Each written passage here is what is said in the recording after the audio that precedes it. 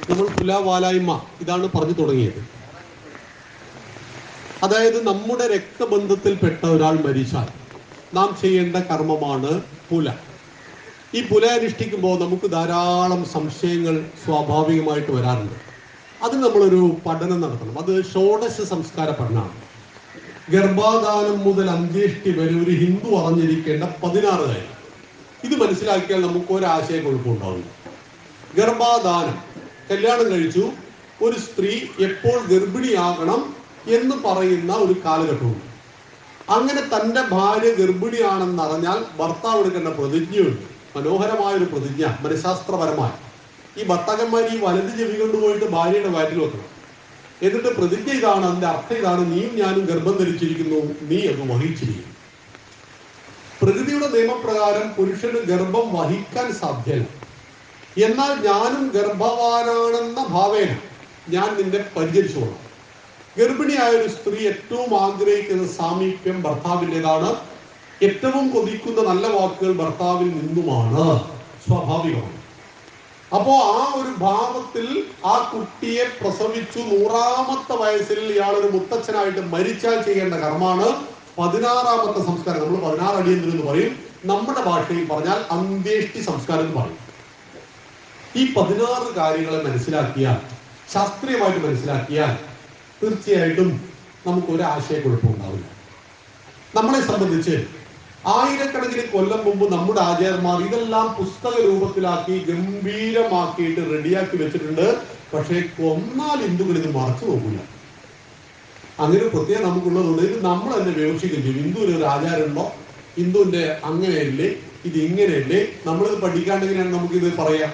നമ്മൾ വലിയ അന്ധവിശ്വാസികളാണ്. അതുകൊണ്ടാണ് രാത്രി 2 മണിക്ക് ഭദ്രകാളി ക്ഷേത്രത്തിന്റെ അടുത്ത് വിട്ടുപോയവൻ ബോധം കെട്ടു പോകുന്നത്. പകൽ ആരാധിച്ച ഭദ്രകാളി രാത്രി പേടിയാണ്. നമുക്ക് അമ്പലത്തിന്റെ അടുത്ത് രാത്രി 12 മണിക്ക് വിട്ടുപോയാലോ, ഭഗവാനെ എന്ന് പറഞ്ഞ് അമ്പലത്തിൽ കയറുമോ തിരിച്ചോണ്ട് പോകാം.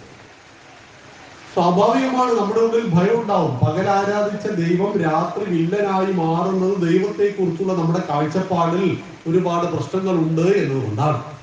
അപ്പോൾ ഒരു സ്ത്രീ ഗർഭിണിയാകുമ്പോൾ ഒരിക്കലും ഗർഭം ഇപ്പോൾ വേണ്ട, അല്ലെങ്കിൽ കുട്ടികൾ 2 വർഷം കഴിഞ്ഞ് മതി എന്ന് ഈ ഭാര്യയും ഭർത്താവും പ്ലാൻ ചെയ്തു. പക്ഷെ 3-ാം മാസം ഗർഭിണിയായി. ഭർത്താവ് ഭാര്യയെ കുറ്റപ്പെടുത്തി, ഭാര്യ ഭർത്താവിനെ കുറ്റപ്പെടുത്തി. ഈ സമയത്ത് രണ്ടുപേരും കൂടി തീരുമാനിച്ചു, നമുക്ക് ഈ കുട്ടിയെ തൽക്കാലം കൊണ്ട് എടുത്തു കളയാം. ഇത് വീട്ടിൽ അറിഞ്ഞു, അച്ഛനും അമ്മയും സമ്മതിക്കുമോ? ഇല്ല. മുത്തശ്ശനോ മുത്തശ്ശി അറിഞ്ഞാലോ ഒട്ടും സമ്മതിക്കില്ല. അങ്ങനെ വീട്ടുകാർ മൊത്തം പ്രശ്നമായി. ഒരു ചർച്ച വന്നു, കൊല്ലണമോ വേണ്ടേ. ഡീസന്റായ ഭാഷയിൽ പറഞ്ഞാൽ അതാണ്, കുട്ടിയെ നശിപ്പിക്കണമോ വേണ്ടയോ എന്ന ചർച്ച വന്നു. ഒടുവിൽ ഭൂരിപക്ഷം ആളുകൾ നശിപ്പിക്കാൻ സമ്മതിച്ചില്ല. ഡോക്ടേഴ്സ് പറഞ്ഞു, അങ്ങനെ പ്രസവിക്കാൻ തീരുമാനിച്ചാൽ കുഴപ്പമൊന്നുമില്ല. ആ കുട്ടിക്ക് വിളിക്കുന്ന പേര് ഇങ്ങനെയാണ്: ബൈ പ്രൊഡക്റ്റ്. പ്രൊഡക്റ്റും ബൈ പ്രൊഡക്റ്റും. നമ്മുടെ കുട്ടികൾ ഒരിക്കലും ബൈ പ്രൊഡക്റ്റ് ആവില്ല. അച്ഛനും അമ്മയും പ്രാർത്ഥനയോട് കൂടി ശരീരത്തെ പങ്കുവെച്ച് ജനിക്കപ്പെടുന്ന കുട്ടികളുടെ പേരാണ് പ്രൊഡക്റ്റ്. ഒരു ചിത്രകാരന്റെ ചിത്രം വരക്കണമെങ്കിൽ ആ ചിത്രം അയാളുടെ മനസ്സിന്റെ ഉള്ളിൽ ആദ്യം ഉണ്ടാവും. അങ്ങനെ മനസ്സിന്റെ ഉള്ളിൽ ഉണ്ടായ ചിത്രമാണ് അയാൾ ക്യാൻവാസിലേക്ക് ചായം ഉപയോഗിച്ച് പകർത്തുന്നത്. ഇതുപോലെ ഒരു പുരുഷനും സ്ത്രീക്കും കുട്ടി ഉണ്ടാകണമെന്ന രൂഢമൂലമായ ആഗ്രഹത്തിൽ നിന്ന് കുട്ടി ജനിച്ചാൽ അത് പ്രൊഡക്റ്റും, കാമാർത്തി തീർക്കുവാൻ വേണ്ടി ശരീരം ബന്ധപ്പെട്ടപ്പോൾ ഉണ്ടായ അബദ്ധവശാലുള്ള ഗർഭത്തെ ബൈ പ്രൊഡക്റ്റ് എന്ന് പറയും. ഈ ബൈ പ്രൊഡക്റ്റായി പ്രസവിച്ച കുട്ടികൾ അമ്മക്ക് ചില പണികളൊക്കെ തരും.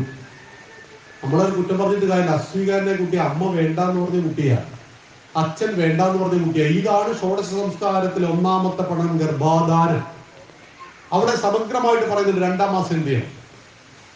ഈ കുട്ടി ആണാണോ പെണ്ണാണെന്ന് ഒരിക്കലും നോക്കുന്ന ഒരു സംവിധാനം ഇന്നുമില്ല. ഇന്ന് സ്കാൻ നടത്തിയിട്ട് ഇത് ആണാണോ പെണ്ണാണോ എന്ന് ചോദിച്ചാൽ അത് ക്രൈമാണ്. അതൊരു ഡോക്ടർ പറഞ്ഞിട്ടില്ല. കുട്ടി ആണായിട്ടും പെണ്ണായിട്ടുണ്ടാവും. അത് നമ്മൾ സ്വീകരിക്കണം. ഭഗവാന്റെ സന്താനങ്ങളായിട്ടാണ് ഓരോ കുട്ടികളും, ഈശ്വര സ്വരൂപങ്ങളായിട്ടാണ് നമ്മൾ സ്വീകരിക്കുന്നത്. അപ്പൊ അവിടെ 2-ാം മാസം എന്ത് ചെയ്യണം, 6-ാം മാസം എന്ത് ചെയ്യണം, എപ്പോഴാണ് നെയ്യ് കൂടി ഭക്ഷണം കഴിക്കേണ്ടത്, ഏതെല്ലാം ആഹാരത്തെ വർജിക്കണം, ഏതെല്ലാം ആഹാരത്തെ സ്വീകരിക്കണം, എന്തുകൊണ്ടാണ് അയൺ ഗുളിക കഴിക്കാൻ പാടില്ലാത്തത്, എന്തുകൊണ്ടാണ് ഗർഭാവസ്ഥയിൽ നമ്മൾ ഈ ഇരുമ്പിന്റെ ചട്ടിയിൽ, ഞങ്ങളുടെ ചീനച്ചട്ടി എന്ന് പറയാം, ഈ ചട്ടിയിൽ ഭക്ഷണം ഉണ്ടാക്കി തോരനൊക്കെ ഉണ്ടാക്കി കഴിക്കണമെന്ന് പറയുന്നത്. അയൺ ഗുളികയിൽ നിന്നാണ് കിട്ടേണ്ടത്, അയൺ ഭക്ഷണത്തിൽ നിന്നാണ് കിട്ടേണ്ടത്, അയൺ ഭക്ഷണത്തിൽ കിട്ടണം.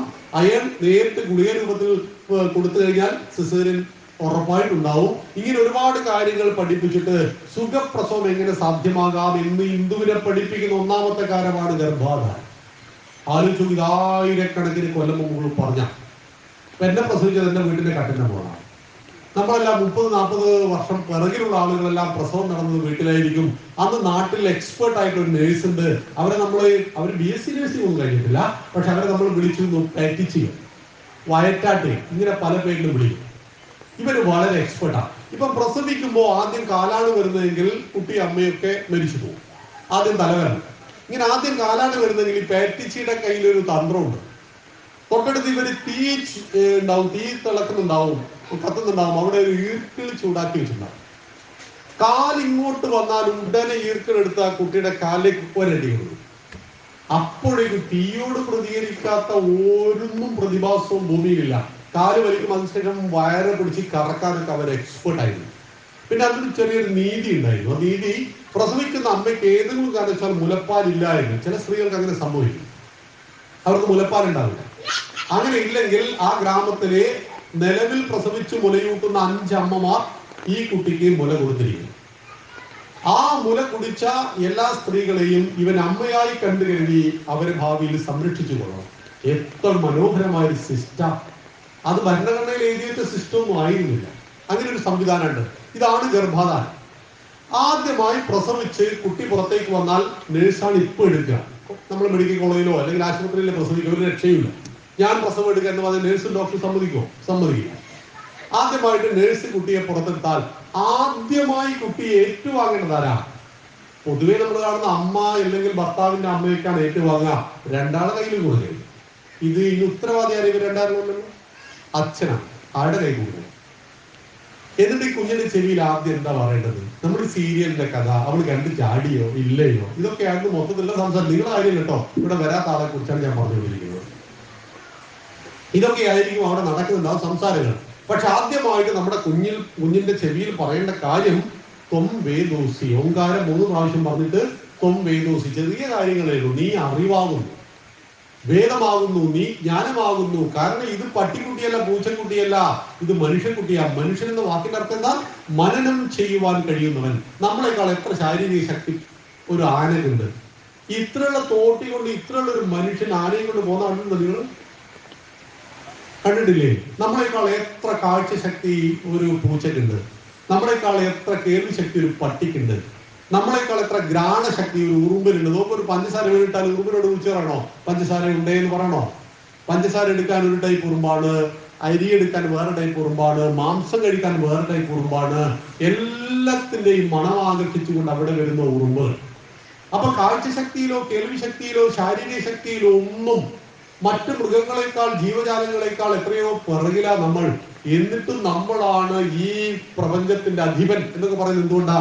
നമ്മുടെ സ്ഥാനാണ് ബുദ്ധി, വിശേഷ ബുദ്ധി. ആകാശത്തിലൂടെ പറവകൾ ഇങ്ങനെ സഞ്ചരിക്കുന്നത് കണ്ടിട്ട് മനുഷ്യൻ ചോദിച്ചു, എനിക്കൊന്ന് പറക്കണമല്ലോ. അങ്ങനെ ചില ആളുകൾ മലയുടെ മുകളിലൊക്കെ കയറിയിട്ട് ഇവിടെ ചിറകൊക്കെ കെട്ടിയിട്ട് താഴേക്ക് കൂടി ചത്തുപോയിട്ടുണ്ട്. അവസാനം റൈറ്റ് സഹോദരന്മാർ വിമാനം കണ്ടെത്തി. ഈ വിമാനം എന്ന സങ്കല്പം രാമായണത്തിലുണ്ട്. അതുകൊണ്ട് നമ്മൾ ഹിന്ദുക്കൾ പറയരുത് രാമായണത്തിൽ ഞങ്ങളാണ് വിമാനം കണ്ടത് എന്നും പറഞ്ഞേക്കരുത്. പക്ഷെ ആകാശത്തിലൂടെ സഞ്ചരിക്കുന്ന ഒരു വാഹനത്തെ കുറിച്ച് 10,000 വർഷങ്ങൾക്ക് മുമ്പ് ഹിന്ദുക്കൾ സങ്കല്പിച്ചു. നമ്മൾ ഹിന്ദുക്കൾ ചിലർക്കാരല്ല. രാവണന്റെ പുഷ്പക വിമാനം സീതാദേവിയെ തട്ടിക്കൊണ്ടുപോയി. ഇത് കുബേരന്റെ വിമാനമായിരുന്നു. സ്വന്തമായിട്ട് വിമാനമുള്ള ആളായിരുന്നു കുബേരന്റെ സാമ്രാജ്യമായിരുന്നു ലങ്ക. ലങ്ക മൊത്തം സ്വർണ്ണം കൊണ്ടുണ്ടാക്കിയല്ല. സ്വർണ്ണമയൂര ലങ്ക എന്നാ പറയാ, ശ്രീലങ്ക. ഇപ്പം പിച്ചതുണ്ട്. ഒരു രാജ്യ സംവിധാനത്തെ കൃത്യമായി പരിപാലിക്കുവാൻ ഭരണാധികാരിക്ക് കഴിഞ്ഞില്ലെങ്കിൽ പ്രജകൾ പിച്ചതുണ്ടും. യഥാ രാജ തഥാ പ്രജ. രാജാവ് എങ്ങനെയാണോ അതുപോലെ ആയിരിക്കും പ്രജകളുടെ അവസ്ഥ. തമ്മിലടിച്ചിട്ട് സിംഹളരും LTTക്കാരും തമ്മിലടിച്ചിട്ട് ആ രാജ്യം ശിഥിലമായി. ഇപ്പോ 1 ലിറ്റർ പെട്രോളിന് അവിടെ 174 രൂപയാണ്. 1 ലിറ്റർ മണ്ണെണ്ണക്ക് അവിടെ 110 രൂപയാണ്.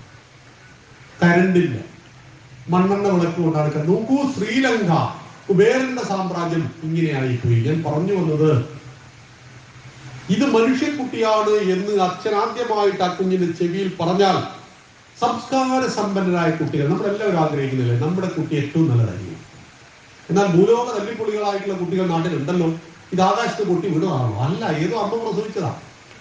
വിവേകാനന്ദനെ പ്രസവിച്ചതും വീരപ്പനെ പ്രസവിച്ചതും 2 സ്ത്രീകളാണ്.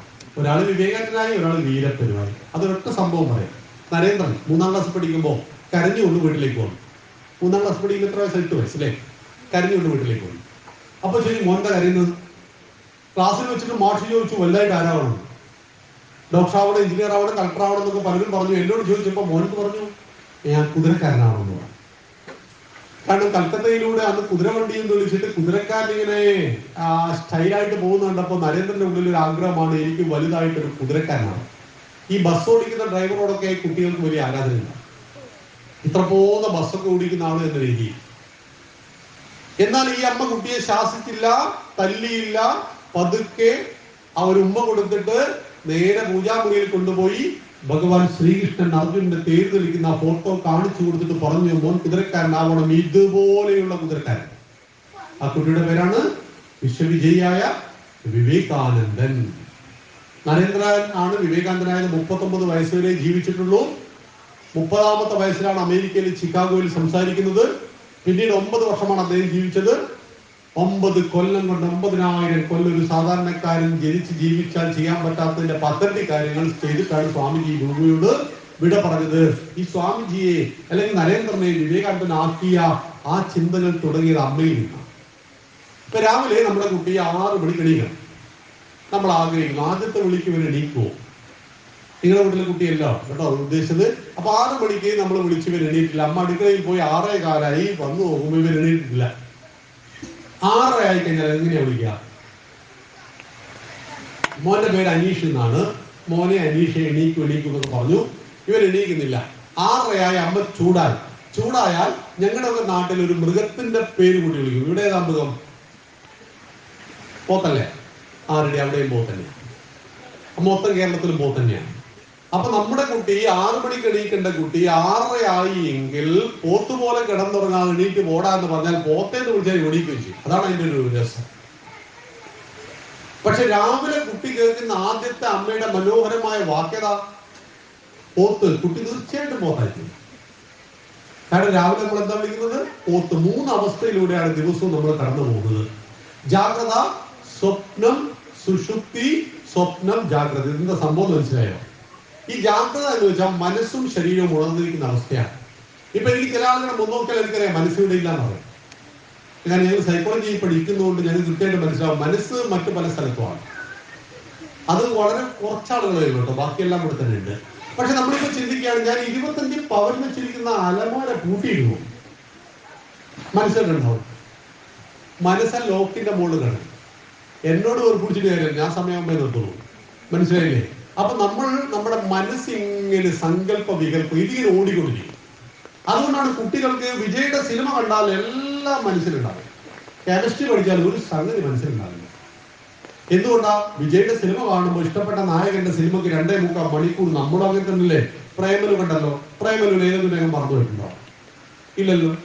10ാം ക്ലാസ്സിലെ SSLC ഇപ്പോ A+ കിട്ടിയ കുട്ടിയോട് ഒരു 2 മാസം കഴിഞ്ഞിട്ട് നിങ്ങൾ അതേ ക്വസ്റ്റ്യൻ പേപ്പർ എടുത്തു നോക്കും. ഇവൻ A+ കിട്ടുമോ? D പോലും കിട്ടിയില്ല. പഠിക്കുന്നു മറക്കുന്നു, പഠിക്കുന്നു മറക്കുന്നു. പരീക്ഷയ്ക്ക് വേണ്ടി മനസ്സ് ശരീരം ഏകാഗ്രമാകുന്ന അവസ്ഥയാണ് ജാഗ്രത. മനസ്സും ബുദ്ധിയും ഏകാഗ്രമാകണം. അപ്പൊ നമ്മൾ കല്യാണത്തിന് പോകണം, വൈകുന്നേരം കല്യാണത്തിന് പോകാൻ വേണ്ടി വീട്ടിൽ നിന്ന് ഇറങ്ങുമ്പോൾ നല്ല മഴ വരും. മനസ്സ് പറഞ്ഞു പോകണ്ട. മഴ ഒന്ന് ശമിച്ചു, മനസ്സ് പറഞ്ഞു പോകണം. അങ്ങനെ ഇറങ്ങാൻ തുടങ്ങിയപ്പോൾ ഇടിയും മിന്നലും മഴയും വന്നു. അപ്പൊ മനസ്സ് പറഞ്ഞു പോകുന്നേയില്ല. ഈ സമയത്ത് ഒരു ഫോണ് നമ്മുടെ സുഹൃത്താണ്. എനിക്കും ആ കല്യാണമുണ്ട്, ഞാൻ എൻ്റെ കാറുമായിട്ട് നിന്റെ വീട്ടിന്റെ മുറ്റത്ത് വരാം, നിനക്ക് ആ കാറിൽ കയറാം, കല്യാണം കൊണ്ട് പോവാം, നല്ല സദ്യ ഉണ്ണാം, മാത്രമേ നിന്നെ കൊണ്ട് ഒരുപാട് അന്വേഷിക്കുന്ന ഒരാളാണ് എന്നൊക്കെ പറഞ്ഞ് നമ്മളൊന്ന് പുറത്ത് വിളിച്ചാലോ. അപ്പോൾ വീട്ടിന്റെ മുറ്റത്തേക്ക് കാറ് വരുന്നു, കാറിൽ കയറി കല്യാണത്തിന് പോയിട്ട് തിരിച്ച് കാറിൽ വീട്ടിന്റെ മുറ്റത്ത് ഇറങ്ങാം. ഇപ്പൊ നമ്മൾ തീരുമാനിച്ചു, പോകാൻ തീരുമാനിച്ചാൽ ഈ പോകാൻ തീരുമാനിച്ചത് മനസ്സാണോ ബുദ്ധിയാണോ? എന്താ അഭിപ്രായം? തീരുമാനിച്ചത് ബുദ്ധിയാണ്. മനസ്സാണെങ്കിൽ ആദ്യം തീരുമാനിക്കേണ്ട മനസ്സ് സങ്കല്പ വികല്പങ്ങളാണ്. അതങ്ങോട്ട് ചാടിക്കൊണ്ടിരിക്കും ഒരു കുട്ടിക്ക്. അതുകൊണ്ടാണ് കുട്ടികൾ പറയുന്നു എനിക്ക് പഠിച്ചിട്ടൊന്നും മനസ്സിലാവുന്നില്ല. നമുക്ക് മനസ്സിലാകുന്നുണ്ടോ? പേപ്പർ വായിച്ചിട്ട് കാര്യം ഓർമ്മ ഉണ്ടോ? ഇല്ല. 40 വയസ്സ് കഴിഞ്ഞിട്ട് എത്ര വായിച്ചു കഴിഞ്ഞാൽ മെമ്മറി തങ്ങിക്കാൻ വലിയ പണി. അതുകൊണ്ട് എന്റെ പ്രിയപ്പെട്ട അമ്മമാരെ 10 വയസ്സിനുള്ളിൽ മക്കൾക്ക് കൊടുക്കേണ്ടതൊക്കെ കൊടുത്തേക്കും. 10 വയസ്സ് വരെയാണ് ഇംപ്രിന്റിംഗ് പീരീഡ്. കൗമാരം ആരംഭിച്ചാൽ നമ്മൾ ഏറെ ശ്രദ്ധിക്കണം, നമ്മുടെ പെൺമക്കളെ പ്രത്യേകിച്ച്. കൗമാരം ആരംഭിക്കുക 13, 10, 11, 12, പിന്നാണ് WN വരിക 13 WN. ഇത് അവസാനിക്കപ്പോഴെന്നറിയാം 19, 19ാമത്തെ വയസ്സിലാണ്. 13 വയസ്സ് ടു 19 വയസ്സ് അപകടം പിടിച്ച പ്രായം. ആ സമയത്താണ് മിക്കവാറും പ്രണയങ്ങൾ കയറി വരിക. അത് നമ്മുടെ പെൺകുട്ടികളുടെ ആൺകുട്ടികളുടെയും അവിടെ ഞങ്ങൾ ചർച്ച ചെയ്യാറുണ്ട്. അവർ പറയാറുണ്ടോ, സത്യമൊക്കെ അവർ പറയും. ഈ സാധനം പ്രണയിക്കണമെന്ന് മക്കളോട് പറയാം കേട്ടോ. പ്രണയമൊക്കെ വളരെ മനോഹരമായ സംഭവമാണ്. പക്ഷെ അതിന് കാലവും സമയമുണ്ട്. +2 പഠിക്കുന്ന കുട്ടി പ്രണയത്തിൽ കുടുങ്ങിയാൽ ഉറപ്പായിട്ടും തോറ്റു, തീർച്ചയായിട്ടും. കാരണം മനസ്സ് മുഴുവൻ എതിർക്ക് പോയി. പ്രണയത്തിന്റെ പുസ്തകം തുറന്നാൽ കാമുകൻ അല്ലെങ്കിൽ കാമുകി ഇവരെയാണ് കാണുക. പിന്നെ അമ്മയുടെ മൊബൈൽ ഉണ്ടെങ്കിൽ അതിൽ മെസ്സേജ് വന്നുകൊണ്ടിരിക്കും. അമ്മയ്ക്ക് കണ്ടുപിടിക്കാനാവില്ല, കാരണം അവര് വാട്സപ്പിലൊന്നല്ല മെസ്സേജ് അയക്കുക. കാരണം ആ ടെക്നോളജി നമ്മളെക്കാൾ എത്രയോ അറിയും മക്കൾക്കാണ്. പക്ഷെ അവരുടെ ഉള്ളിൽ പറഞ്ഞു കൊടുക്കണം, നിന്റെ ജീവിത ലക്ഷ്യം സെറ്റ് ചെയ്യുന്നതിന് മുമ്പ് നിന്റെ ജീവിത ലക്ഷ്യത്തിന് തടസ്സമായി നിൽക്കുന്ന എല്ലാത്തിനെയും എന്റെ പൊന്നു മോളെ പൊന്നു മോനെ ഒഴിവാക്കൂ. നീ ജീവിത ലക്ഷ്യം സെറ്റ് ചെയ്യൂ, സ്വന്തം കാലിൽ നിൽക്കൂ. അപ്പൊ സ്വന്തം കാലിലല്ലേ നിൽക്കുന്നത് മക്കളൊന്നും ആണ്. പക്ഷെ ഈ കാലിന്റെ മുകളിൽ ഒരു സാധനമുണ്ട്, അതാണ് വയറ്. 3 നേരം നിറക്കണ്ടേ? ഇത് നിറക്കാനുള്ള പൈസ ആരാ? സ്വന്തമായിട്ട് അധ്വാനിച്ചുണ്ടാക്കുന്ന അച്ഛനും അമ്മയും കഷ്ടപ്പെട്ടുണ്ടാക്കുന്ന. എപ്പോഴാ സ്വന്തം കാലിൽ നിൽക്കുക? നിങ്ങൾ അധ്വാനിക്കുന്ന പണം കൊണ്ട് നിങ്ങളൊരു ജോലിയെല്ലാം സമ്പാദിച്ച് മാസത്തിൽ 50ഓ 1 ലക്ഷോ വരുമാനമൊക്കെ കിട്ടുന്നുവെങ്കിൽ നിങ്ങൾ സ്വന്തം കാലിൽ നിൽക്കും. എന്റെ തൊട്ടടുത്ത് ഒരു പെൺകുട്ടി ഉണ്ടായിരുന്നു. ഇവൾ 17ാമത്തെ വയസ്സിൽ ഒരു മുസ്ലിം പയ്യനെ പ്രേമിച്ചു. മുസ്ലിം പയ്യനെ പ്രേമിച്ചൊന്നുമല്ല ഞാൻ പറയുന്നത്, ഭൂലോക തല്ലിപ്പൊളിയായിട്ട് പറയും. പ്രേമത്തിന് കണ്ണും കാതും ഇല്ലാതെ പറയുന്നത് അങ്ങനെയാണ്. ഞങ്ങൾ ഇതിനെ കുറിച്ച് അന്വേഷിക്കുമ്പോൾ ഭൂലോക തല്ലിപ്പൊളിയാണ്. കാര്യങ്ങളൊക്കെ ബോധ്യപ്പെടുത്തി കുട്ടിയെ മാറ്റിയെടുക്കാൻ ഏകദേശം 1 വർഷം പിടിച്ചു. ആ 1 വർഷം അവളെ ജാഗ്രതയോടുകൂടി ശ്രദ്ധിച്ചത് കൊണ്ട് അവന്റെ കൂടെ ചാടിപ്പോയി. പക്ഷേ ഒരു 19 കഴിഞ്ഞ് 20 ആയപ്പോഴേക്ക് ഇവള് വളരെ മെച്യൂരിറ്റി ആയി. ഇവള് പിന്നെ ഇവരുടെ അച്ഛനെ കുറിച്ച് അമ്മയെ കുറിച്ച് ചിന്തിക്കാൻ തുടങ്ങി. വളരെ കഷ്ടപ്പാടുള്ള ഒരു കുടുംബം. അച്ഛൻ കൂലിപ്പണിക്കാരനാണ്. അപ്പോൾ എന്റെ അച്ഛനൊന്ന് സഹായിക്കും. ഞാനിങ്ങനെ അച്ഛന്റെ കയ്യിൽ നിന്ന് ഇങ്ങനെ വാങ്ങിക്കൊണ്ടേയിരിക്കുകയാണ്. 1 വയസ്സ് മുതൽ ഇങ്ങോട്ട് വാങ്ങുക. യാതൊരു നാണവും മാനവും ഇല്ലാതെ ഇപ്പൊ 20 വയസ്സായി. എന്നിട്ടും അച്ഛന്റെ അമ്മയുടെ മുന്നിൽ കൈനീട്ടി ഇങ്ങോട്ട് വാങ്ങിക്കൊണ്ടിരിക്കുക. ഈ കുട്ടിയിൽ അഭിമാനം ഉണർന്നു, എനിക്ക് എന്റെ അച്ഛൻ അമ്മയെ സഹായിക്കും. അങ്ങനെ ഇവിടെ MBA പഠിക്കാൻ പോയി. MBA ഫസ്റ്റ് ക്ലാസ് പാസ്സായി. അങ്ങനെ UK-യിലേക്ക് പോയി. UK-യിൽ അവിടെ ചെന്ന് കഴിഞ്ഞാൽ നമ്മുടെ കുട്ടികൾ എന്ത് പണിയും ചെയ്യും, എന്ത് പണിയും ഇവിടുന്നൊന്നും ചെയ്യും. അവിടെ ചെന്നാൽ കക്കൂസ് കഴിവും, സൂപ്പർ മാർക്കറ്റ് പണിയെടുക്കും, പെട്രോൾ പമ്പ് പണിയെടുക്കും. അവർക്ക് പെട്രോൾ പമ്പ് പണിയിട്ടേ പെട്രോൾ പമ്പിൽ പെട്രോൾ അടിച്ചു കൊടുക്കുക. അല്ലാതെ ഇവിടുത്തെ തന്നെ പെട്രോൾ വണ്ടിക്ക് അടിച്ചു കൊടുക്കുക. പക്ഷെ അവിടുത്തെ 1000 രൂപ എന്ന് പറഞ്ഞാൽ ഇവിടുത്തെ ഏകദേശം 1 ലക്ഷം രൂപയ്ക്ക് അടുത്ത് വരും. 10 ഇരട്ടിയാണോ? അപ്പൊ സ്വാഭാവികമായിട്ട് 100 ഇരട്ടിയാണ്. അപ്പൊ സ്വാഭാവികമായിട്ട് നല്ലൊരു പേയ്മെന്റ് കിട്ടും. അത് ഇത്ര ശതമാനം അവിടെ ചെലവഴിക്കണം. അങ്ങനെ ഇവൾ പഠിച്ചുകൊണ്ടിരിക്കെ തന്നെ പലതും ഹയർ സ്റ്റഡീസ് പഠിച്ചവിടെ. നിങ്ങളറിയാം ഇപ്പൊ അവിടെ ശമ്പളത്തിലാണ് 8 ലക്ഷം രൂപ. ഇന്ത്യൻ മണി 8 ലക്ഷം. 23 വയസ്സായി. ഇപ്പൊ അവളുടെ കൂടെ തന്നെ ജോലി ചെയ്യുന്ന അവിടെ മേലെയുള്ള ഒരാളുമായിട്ട് കല്യാണം അവർ തമ്മിൽ സംസാരിച്ചിട്ട്, മലയാളം തന്നെയാണ്, സംസാരിച്ചിട്ട് എഗ്രിമെന്റ് ആക്കി. അവർക്ക് 10 ലക്ഷത്തിന്റെ മേലെയുണ്ട്. എന്ന് വെച്ചാൽ 18 ലക്ഷം രൂപ 2 പേർക്ക് കൂടി മാസത്തിന് വരുമാനം. ആ 17ാമത്തെ വയസ്സിൽ ഈ കുട്ടി കണ്ടവന്റെ തല്ലിപ്പൊളിയുടെ കൂടെ ഒളിച്ചോടി പോയിരുന്നെങ്കിലോ? ഇന്ന് 2 പ്രസവിച്ച് ഉക്കൽ തട്ടിയിട്ട് മൂക്കളെയും ഒലിപ്പിച്ച് ഇങ്ങനെ നടക്കുന്നുണ്ടാവും. നമ്മുടെ മക്കളുടെ ജീവിതത്തിൽ ലക്ഷ്യം സെറ്റ് ചെയ്യണം പ്രിയപ്പെട്ട അമ്മമാരെ. അത് 12 വയസ്സിന്റെ ഉള്ളിൽ കൊടുക്കും. അവിടെ വെച്ച് കൊടുക്കണം. അല്ല നമ്മളിങ്ങനെ വിലപിച്ചിട്ടും നെഞ്ചത്തടിച്ചിട്ടും എന്റെ മോൾ അങ്ങനെയായി, എന്റെ മോൾ ഇങ്ങനെയായി വിലപിച്ചിട്ട് കാര്യമൊന്നുമില്ല. നിങ്ങൾ കൊടുക്കേണ്ടത് കൊടുത്തോ. ലാളനേത് പഞ്ചവർഷാണി ദശവർഷാണി ശിക്ഷയേത് ശേഷം സമഭാവന നിയമിത. 5 വയസ്സ് വരെ ലാളിച്ച് വളർത്തണം. രാജകുമാരനെ പോലെ, രാജകുമാരിയെ പോലെ വളർത്തണം. 5 വയസ്സ് വരെ. 5 വയസ്സിന് കഴിഞ്ഞാലോ ദശവർഷാണി ശിക്ഷയേത്, ശിക്ഷണം കൊടുക്കണം. മൊബൈൽ ഫോൺ ഉപയോഗിക്കുന്നതിന്, TV കാണുന്നതിന്, പഠിക്കുവാനൊക്കെ കൃത്യമായ ടൈമിംഗ് നിശ്ചയിക്കണം. അവരുടെ ഒരു വാശിക്ക് വടങ്ങി കൊടുക്കരുത്. അവർ വാശിയൊക്കെ പിടിക്കും. വാശിക്ക് വടങ്ങി കൊടുത്താൽ ജീവിതകാലം മുഴുവൻ അവർ വാശിയുള്ളവരായിരിക്കും. നമ്മൾ വടങ്ങേണ്ടവരും അവർ വാശി പിടിക്കുന്നവരും. 2 ദിവസം ഭക്ഷണം കഴിച്ചില്ല, കഴിക്കണ്ട. അത് 5 വയസ്സ് മുതൽ 15 വയസ്സ് വരെയാണ് ഇക്കാര്യം. ദശവർഷാണ് ശിക്ഷയും. എന്താണ് ശിക്ഷയും ശിക്ഷണവും തമ്മിലുള്ള വ്യത്യാസം? ഈ തലശ്ശേരിക്കടുത്ത് അച്ഛനെ റോഡിന്റെ അപ്പുറം കണ്ടു. 7 വയസ്സുകാരനാണ്. അച്ഛനെ റോഡിന്റെ അപ്പുറം കണ്ടു. ഇവൻ അമ്മയുടെ കൈ വിടുവിച്ചുകൊണ്ട് റോഡ് ക്രോസ് ചെയ്തോടി. ഒരു വലിയ ലോറി വന്നിടിച്ചു. ചതഞ്ഞ് അരഞ്ഞു പോയി റോഡിൽ. ഇങ്ങനെ നിങ്ങളുടെ കുട്ടിയാ നിങ്ങൾ എന്ത് ചെയ്യും?